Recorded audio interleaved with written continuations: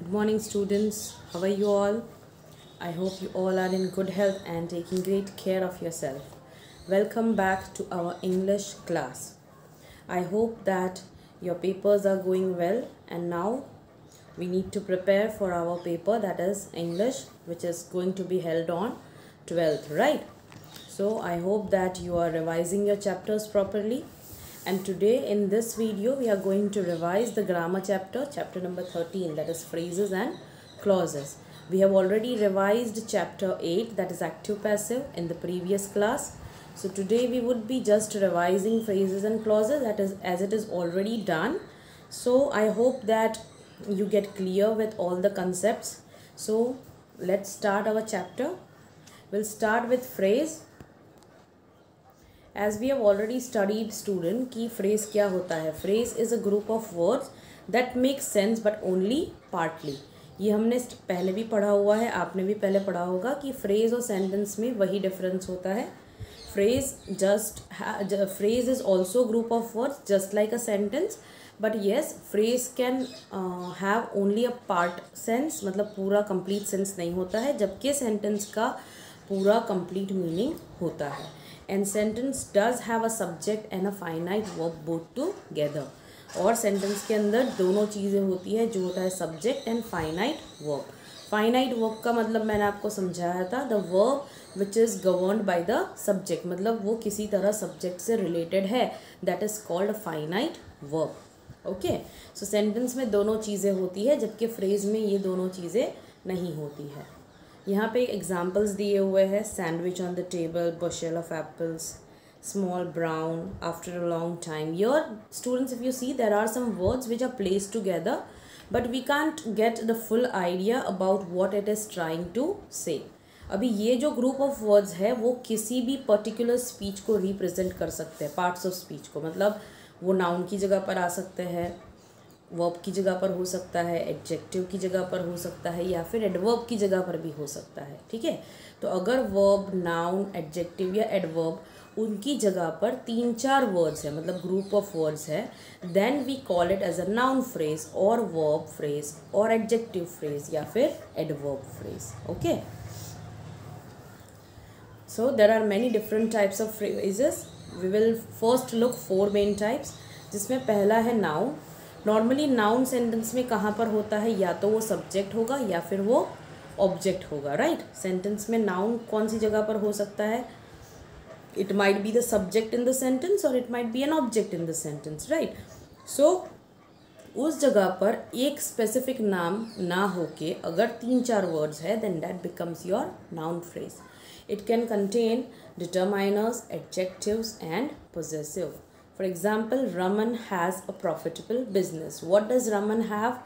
A profitable business. Right, so Raman has business. इतना लिखते तो भी चलता, लेकिन business की जगह पर a profitable business लिखा है, मतलब this is your noun phrase. Okay. Have you met the new girl? Well, new girl is the object in the sentence, right? Instead of girl, the new girl, तो वो हो गया हमारा noun phrase. वैसे ही वर्ब फ्रेज होता है, group of words that together form the verb of sentence. जैसे कि अगर मान लो कोई एक्शन वर्ड है अकेला, तो वो वर्ब ही रहेगा, रीड, राइट, ड्रिंक. लेकिन मान लो जब भी हम टेंसेस चेंज करते हैं तो उसमें वर्ब के अंदर चेंजेस आते हैं. एक्टिव टू पैसिव करते हैं तब वर्ब में चेंजेस आते हैं, जैसे कि have been living, is being guided, या फिर I have been watching the TV, या फिर she is reading the book, तो वहाँ पे is reading, have been watching, ये सारे क्या हो गए, आपके वर्ब फ्रेज हो गए. ठीक है, you may have been, I have been, we were not seated, so were not seated, that is a verb phrase. Now adjective phrase is a group of word that act as an adjective. और normally adjective phrase जो होता है वो noun phrase का ज़्यादातर part होता है. ठीक है, क्योंकि नॉर्मली नाउन के अंदर अगर कुछ ऐसे वर्ड्स है, अगर नाउन में ऐसे कोई वर्ड्स है जो नाउन फ्रेज में ऐसे कोई वर्ड्स है जो नाउन के बारे में ही ज़्यादा बता रहा है, then that can be also considered as an adjective phrase. That particular 2-3 words, जैसे कि you could wear your long black dress, your long black dress. ठीक है, इतना जो है यहाँ से यहाँ तक ये नाउन फ्रेज है, लेकिन उसमें लॉन्ग एंड ब्लैक वो किसको डिस्क्राइब कर रहा है? ड्रेस को। इसीलिए लॉन्ग ब्लैक जो है वो एडजेक्टिव फ्रेज होगा। ठीक है, that big Harry dog is in fact very friendly. So that big Harry dog ये नाउन की जगह पर है ना, तो ये पूरा जो है वो है हमारा नाउन फ्रेज, लेकिन उसमें से बिग हैरी जो है वो डॉग के लिए यूज़ किया गया है। So that is your adjective phrase. Okay, adverb phrase means a group of verbs that act as an adverb. Adverb आपको पता है क्या होता है? Adverb means the words which modify और talks more about the verb. Verb के बारे में ज़्यादा बताता है, उसको हम एडवर्ब फ्रेज कहते हैं। और नॉर्मली एडवर्ब्स कितने टाइप के होते हैं? मैनर होता है, टाइम, फिर frequency, degree and place. Right, अगर आपको मैनर पता करनी है, वर्ब कैसे हो रहा है, how the action is going on, then that is adverb of manner. If you come to know that where the action is taking place, then it is adverb of place. If you come to know when the action is taking place, when तो time, और कितनी बार हुई है कोई action वो दिखाने के लिए हम फ्रीक्वेंसी यूज़ करते हैं. और डिग्री का यूज़ तब होता है जब हम ऐसा बताते हैं कि कौन सी चीज़ कितनी इंटेंसिटी के साथ हुई है, that is adverb of degree.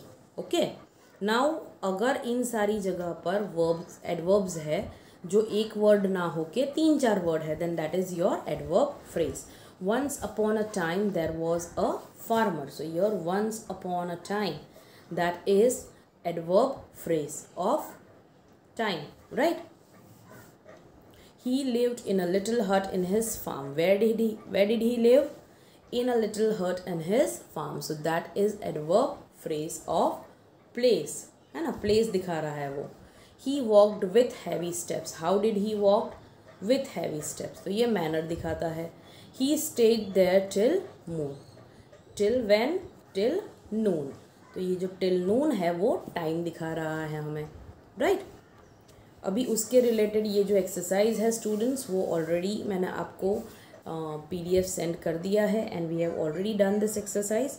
I will just do one for you. आपको जो अंडरलाइंड फ्रेज है उसका अंडरलाइंड जो फ्रेज है उसको आपको बताना है कि वो नाउन है, एडजेक्टिव है, वर्ब है या एडवर्ब फ्रेज है. ठीक है, he was caught in a traffic jam yesterday. So where was he caught? In a traffic jam. Right, so in a traffic jam, that is your adverb phrase. ठीक है, वैसे ही आपको सारे करने हैं जो दिए हुए हैं इधर.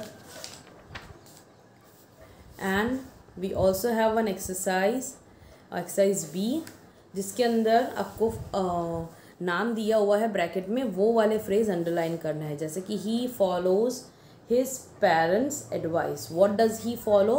His parents advice. तो यहाँ पे his parent advice जो है वो नाउन है और वो ऑब्जेक्ट की जगह पर है. ठीक है, वैसे ही वर्ब फ्रेज फिर नाउन फ्रेज आपको अंडरलाइन करना है. I have already send the answers to you, so please go through that. Okay, now let's move on to the next topic, that is clauses. अभी क्लॉजेस क्या होता है? Sentence का एक पार्ट. ठीक है, that has its own subject and predicate. Mostly sentence में जो भी जितने भी क्लॉजेज होते हैं, इट इज़ नॉट नेसेसरी कि एक सेंटेंस एक ही क्लॉज से बना होगा. It might have more than one clause. Okay, and normally those clauses have subject and a finite verb. एक सब्जेक्ट और एक फाइनाइट वर्ब होता है. और अगर मान लो कि उसके अंदर नहीं है सब्जेक्ट, तो वो सब्जेक्ट पहले वाले क्लॉज को ही रिलेट कर रहा होगा, मतलब दोनों का सब्जेक्ट सेम होगा, इसीलिए रिपीट नहीं किया होगा. ठीक है, so normally a sentence is made up of subject and a finite verb, and you need to differentiate between the phrase and clause. तो फ्रेज और क्लॉज के बीच का डिफरेंस क्या होगा स्टूडेंट्स? कि फ्रेज के अंदर सब्जेक्ट और वर्ब नहीं होता है, फाइनाइट वर्ब. ठीक है, सब्जेक्ट एंड फाइनाइट वर्ब नहीं होता है, जबकि क्लॉजेस के अंदर सब्जेक्ट और फाइनाइट वर्ब होता है. ठीक है, Samyukta lives in Guntur, which is in Andhra Pradesh. The sentence has two clauses. पहला क्या है? Samyukta lives in Guntur, right? Which is in Andhra Pradesh. यहाँ पे which किसको represent कर रहा है students? गुंटूर को represent कर रहा है, right? So गुंटूर उनका subject हो गया यहाँ पे, right? है ना? So both the clauses have the same subject Guntur. और finite verb क्या है? live and is. यहाँ पे गुंटूर के लिए कौन सा verb है? is है. ठीक है, यहाँ पे आपको ये चीज़ ध्यान रखनी है.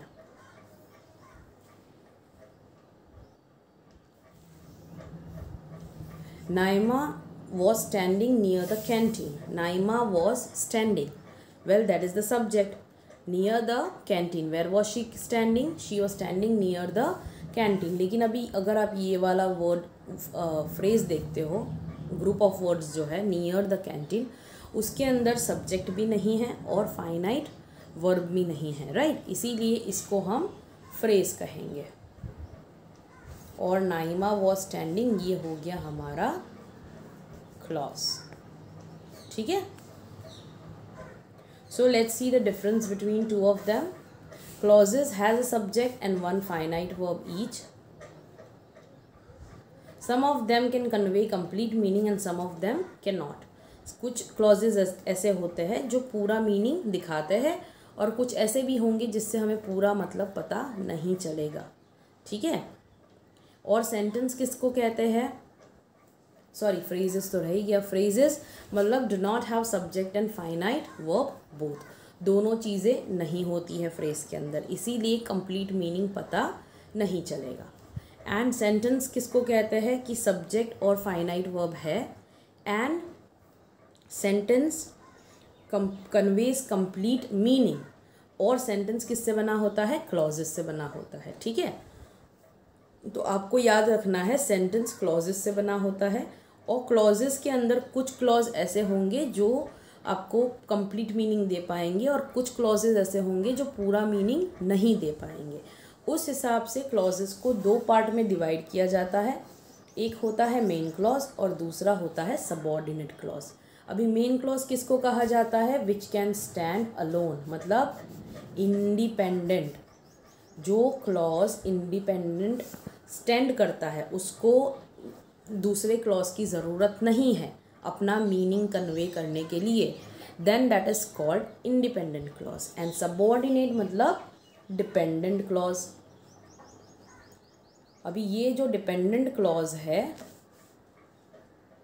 वो किसके ऊपर डिपेंडेंट होगा? इंडिपेंडेंट क्लॉज के ऊपर. मतलब कुछ चीज़ें ऐसी होगी जो इंडिपेंडेंट क्लॉज में है और उस इंफॉर्मेशन के रिलेटेड ही दूसरा क्लॉज बात कर रहा होगा. ठीक है, so you need to remember that. Will read here what it is. A clause that can make complete sense on its own is called main clause. ठीक है, and it is also referred to as independent or principal clause. Every sentence will have one main clause, but a sentence can have more than one clause. Normally मैंने जैसे आपको पहले ही बताया sentence में ज़रूरी नहीं है कि एक ही क्लॉज हो, दो तीन क्लॉज भी हो सकते हैं. उसमें दो तीन जो क्लॉजेज है वो कभी कभी मेन ही होते हैं, मतलब सबऑर्डिनेट होते ही नहीं हैं उसके अंदर. ठीक है, उसको सिर्फ कंजंक्शन यूज़ करके ज्वाइन कर दिया जाता है. या फिर कभी कभी ऐसा होता है कि एक मेन क्लॉज होता है और दूसरे एक दो और क्लॉजेस होंगे वो सबऑर्डिनेट होंगे. ठीक है, उसको भी ज्वाइन किया जाता है वो मेन क्लॉज के साथ, लेकिन वो मेन क्लॉज के अंदर जो सब्जेक्ट है या फिर ऑब्जेक्ट है या वर्ब है उसके बारे में वो ज़्यादा बता रहा होगा. ठीक है, तो उसको हम सबऑर्डिनेट क्लॉज की कैटेगरी में डालेंगे. Now let's see the example over here students. He was reading a book and she was sleeping. Now if you see students here, both the sentences he was reading a book, इसका meaning होता है बिल्कुल complete sense है. And she was sleeping, that is also complete sentence है ना. तो दोनों ही sentence क्या है यहाँ पे? main clause है, क्योंकि ये जो पहला वाला है he was reading a book, उसको ये बाकी के पोर्शन की ज़रूरत नहीं है. In the same way, if I want to say she was sleeping, I don't need this portion, right? तो दोनों ही क्लॉजेस क्या हो गए, मेन क्लॉज, और उन दोनों को ज्वाइन करने के लिए हमने कंजंक्शन यूज़ किया है एंड। ठीक है।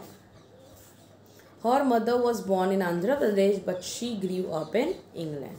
Here her mother was born in Andhra Pradesh, that is one clause, but she grew up in England. लेकिन यहाँ पे she grew up in England जो है वो दूसरा सेंटेंस, दूसरा क्लॉज है ना।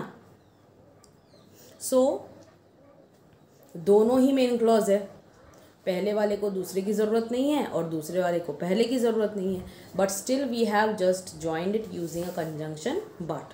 ठीक है। सो यहाँ पे दोनों ही क्लॉज क्या हो गए, मेन क्लॉज हो गए, और उसको हमने कंजंक्शन से ज्वाइन किया है। और जब भी हम टू मेन क्लॉजेस को ज्वाइन करते हैं तो उसको कोऑर्डिनेटिंग कंजंक्शन से ज्वाइन किया जाता है, जैसे कि फॉर, एंड, बट, और, नॉट, येट, सो। ठीक है। ये सारे आपके कोऑर्डिनेटिंग कंजंक्शंस हैं जो हम दो मेन क्लॉज को ज्वाइन करने के लिए यूज़ करते हैं। ठीक है। And if you see the second one, some sentences may have a clause containing subject and verb that cannot convey the same meaning on its own. Clauses that are dependent on the main clause to complete their meaning are called subordinate or dependent clauses. जैसे कि all of us rushed out of the room even though Surojit had thrown the spider away. Now if you read only this portion, students, even though Surojit had thrown the spider away, we don't get the complete sense. हमको ये वाला portion चाहिए होगा, all of us rushed out of the room, ये portion हमें चाहिए होगा sentence का, है ना। मतलब ये वाला क्लॉज ज़रूरी है तो ही हमें इसका मतलब समझ में आएगा। तो ये जो दूसरा वाला है वो हमारा सबऑर्डिनेट क्लॉज है, और ये जो पहला है वो है main clause. Okay, so I hope that you are clear with this sentence. In the same way, as the chief guest entered the conference hall, everybody stood up. Everybody stood up is the main clause, right? And why did everybody stood up? कि कब stood up? When did they stood up? As the chief guest entered the conference hall. So this is our subordinate clause, which needs main clause to complete its meaning. Okay. So underlined parts of the sentences are subordinate clause and they convey incomplete meaning, right? इसीलिए उनको subordinating conjunction से join किया गया है, जैसे कि after, although, because, as, before, when, whenever, या फिर relative pronoun use होगा, जैसे कि that, which, whichever, whom, whomever, whose, etc. अभी relative clauses हमने already हमारे chapter के related जब आया था तब हमने पढ़ा था अच्छे से, राइट। सो आई होप कि आपको याद होगा कि रिलेटिव क्लॉजेस क्या है और रिलेटिव प्रोनाउंस कौन से होते हैं। ठीक है। सो वैसे ही यहाँ पे जो एक्सरसाइज दी है उसमें आपको मेन क्लॉज को सर्कल करना है और सबऑर्डिनेट क्लॉज को अंडरलाइन करना है, राइट। जैसे कि यहाँ पे पहले किया हुआ है, grandma was walking through the forest of Dean in England when she saw a beautiful beech tree. So यहाँ पे when she saw a beautiful beech tree, that is our subordinate clause, right. और ये जो portion है पहला वो है हमारा मेन क्लॉज। तो स्टूडेंट्स ये एक्सरसाइज ऑलरेडी हो गई है, आप वापस देख लेना एक बार, ठीक है, रिवाइज कर लेना। Now let's see the different types of clauses. हम स्पेसिफिकली इस चैप्टर में काफ़ी ज़्यादा डिटेल में नहीं है, लेकिन हम 3 क्लॉजेज पढ़ेंगे जो है noun, adjective and adverb clause. Okay. So noun clause normally noun की जगह पर होते हैं, ठीक है। नाउन क्लॉज या subordinate clause that take the place of noun, जैसे नाउन फ्रेज होता है वैसे नाउन क्लॉजेज होते हैं, ठीक है। And they act as the subject और the object of the sentence. I hope to win this contest. What do I hope? To win this contest. तो यहाँ पे ये जो है to win this contest that is a phrase, right, क्योंकि इसके अंदर सब्जेक्ट और वर्ब नहीं है, फाइनाइट वर्ब। अभी जब दूसरा सेंटेंस है आई hope that, what do I hope? That I will win this contest. यहाँ पे आई सब्जेक्ट, विल विन है हमारा वर्ब, है ना। तो ये जो पूरा सेंटेंस है that I will win the contest, that is our noun clause, और इसको सबऑर्डिनेट क्लॉज भी कहा जाएगा, है ना, क्योंकि what do I hope that I will win this contest. So इस सेंटेंस को इसकी ज़रूरत है. ठीक है. A noun clause usually contains words like that, if, whether, what, who, were, how, whatever, etc. अभी ये ज़रूरी नहीं है स्टूडेंट्स कि सेंटेंस में अगर ये सारे वर्ड्स आते हैं तो वो नाउन क्लॉज बन जाएगा. ऐसा ज़रूरी नहीं है. आपको व्हाट का आंसर ढूंढना चाहिए. आई रिक्वेस्ट यू ऑल कि जब भी हम नाउन क्लॉज ढूंढते हैं, आपको अगर वर्ब को आप पूछते हो और आपको वर्ब का आंसर मिलता है व्हाट, जैसे कि I hope, what do I hope that I will win this contest. So when you get the answer for what, at that time it could be your noun clause. Okay. Second is adjective clause. Adjectives मतलब जो noun के बारे में ज़्यादा बता रहा होगा, है ना. सेंटेंस में नाउन जो है सब्जेक्ट की जगह पर है या फिर ऑब्जेक्ट की जगह पर है, उसी के बारे में अगर ज़्यादा बता रहा है then that is considered to be adjective clause. और एडजेक्टिव और रिलेटिव क्लॉज सेम होते हैं, वो मैंने आपको पहले भी बताया हुआ है. Okay. So clauses that act as an adjective in the sentence are called adjective clause. For example, Harry's dog that has a white coat is lost. Harry's dog that has a white coat.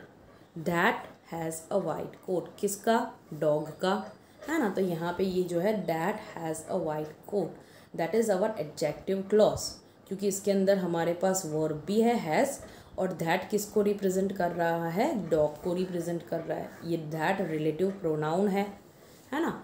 तो उससे join किया गया ये जो clause है वो है हमारा adjective clause. I met the musician whose concert we attended last month. I met the musician whose concert, कौन सा किसको मिले हम लोग? म्यूजिशियन जिसका कंसर्ट हमने अटेंड किया था. सो हुज मतलब relative pronoun which is talking more about the musician. Okay, so this is our adjective clause. And the third one we are going to learn is about adverb clause. Adverb clauses are subordinate clause that do the work of the verbs in the sentence. Look at these two sentences. You may sit anywhere in the class. Now you can sit anywhere in this class. Anywhere in this class is the phrase. कहाँ पर बैठ सकते हो? कहीं पर भी बैठ सकते हो क्लास में, है ना. तो वो सिर्फ फ्रेज है क्योंकि इसके अंदर सब्जेक्ट और वर्ब नहीं है. You may sit wherever you like in this class. So wherever you like in this class is an adverb clause. Why? क्योंकि वो sit के बारे में तो बता ही रहा है ज़्यादा, कहाँ पर बैठ सकते हो, wherever you like in this class. But we also have a subject and the verb over here, है ना. Wherever has a subject you and a finite verb like, right? इसीलिए ये हमारा adverb clause है. And नॉर्मली एडवर्ब क्लॉज जो होते हैं वो ये सारे वर्ड्स यूज़ करके स्टार्ट किए जाते हैं, जैसे कि because, as and since reason दिखाने के लिए, when, while, before, after, since, as soon as, ये सारा टाइम दिखाता है कि एक्शन कब हुई है, राइट. वेयर एंड वेरेवर ये प्लेस दिखाता है कि ये एक्शन कहाँ पर हुई है. If, unless and provided, that is to show the condition. Condition means अगर आप ये कर रहे हो तो आपको ये मिलेगा, राइट. सो उसके लिए हम if, unless, provided that use करते हैं. कॉन्ट्रास्ट मतलब अपोजिट आइडियाज़ दिखाने के लिए हम लोग दो, ऑल्दो, इवन इफ, ये सारे वर्ड्स यूज़ करते हैं. और एज, इफ़ एंड एज दो ये मैनर दिखाने के लिए, मतलब कौन सी एक्शन किस तरह से हुई है वो दिखाने के लिए हम लोग ये वाले वर्ड्स यूज़ करेंगे अपने एडवर्ब क्लॉज के अंदर, ठीक है. एंड देन एज, सो या सो एज, ये सारे वर्ड्स कंपैरिजन दिखाने के लिए सेंटेंस में यूज़ किए जाते हैं, okay, in adverb clause. So students, if you see the sentences over here, he goes to work by bus though he owns a car. यहाँ पे students he goes to work by bus, that is our main clause, right. Though he owns a car मतलब उसके पास गाड़ी है फिर भी वो बस से जाता है, तो ये हमारा एडवर्ब क्लॉज है जो कॉन्ट्रास्ट दिखाता है, right. It is showing contrast. In the same way, before she could reach there the chairman walked into the room. The chairman walked into the room. That is our main clause. And before she could reach there, that is our adverb clause, and it shows time. I am glad because you have won the race. Why am I glad? मैं खुश क्यों हूँ या happy क्यों हूँ? Because you have won the race. So that is the reason. Adverb clause of reason. If you have any doubt, you should clarify it. That is condition. If use किया हुआ है ना, तो ये वाला जो clause है वो हमारा adverb clause होगा, and it shows condition. Okay. So students, I hope that you are clear with this chapter, and if you have any doubt, you can just message me on my personal number. I would be happy to clear your doubts. And ये जो exercises है उसके answers मैंने already send कर दिए हैं आपको. सो आप पुराने वीडियोस देख सकते हो, या फिर आपको जो PDF भेजी है वो भी आप देख सकते हो. उसके अंदर सारे आंसर्स दिए हुए हैं. Okay, thank you.